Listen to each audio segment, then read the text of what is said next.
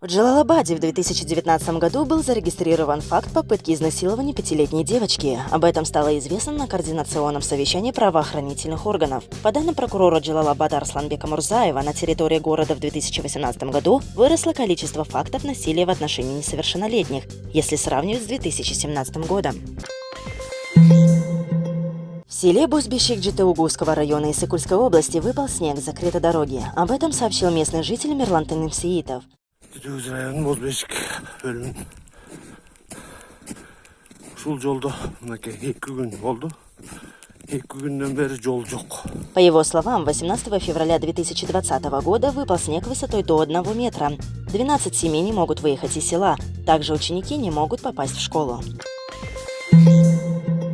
Депутат Наталья Никитенко от фракции «Атамикен» предложила разработать государственную медаль для посмертного награждения ряда категорий участников Великой Отечественной войны. Как сообщила 20 февраля Никитенко, на заседании Джугурку-Кенеша посмертной медалью наградили бы тех воинов-участников Великой Отечественной войны, которые считались без вести пропавшими, но были обнаружены в ходе проведения поисковых работ.